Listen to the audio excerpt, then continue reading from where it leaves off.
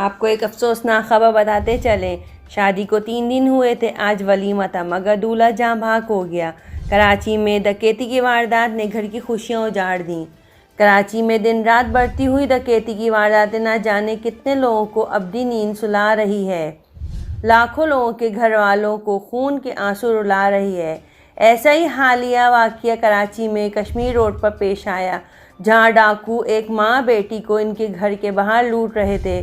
جب بیٹا اپنی ماں اور بہن دونوں کو بچانے کے لیے آیا تو ڈاکو نے فائرنگ کر دی، بیٹا جہاں بحق ہو گیا۔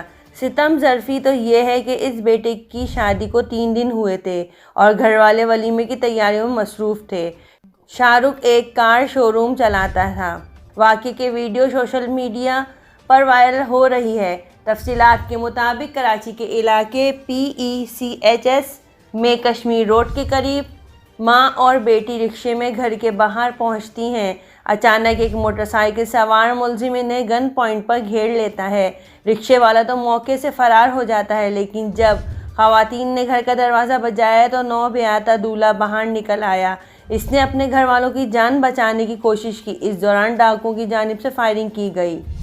زخمی شاہ رخ کو فوری طور پر جناح اسپتال منتقل کیا گیا، لیکن وہ اس دنیا میں نہ رہا۔ شاہ رخ کی اچانک موت ان کے گھر والوں اور نوبیاتا دلہن کے لیے کسی بڑے سانحے سے کم نہیں، لیکن ملک بھر میں خصوصاً کراچی میں اس طرح کے واقعات کی روک تھام کے لیے حکومت کی جانب سے کوئی خاطر خواہ حکمت عملی نہیں بنائی جا رہی۔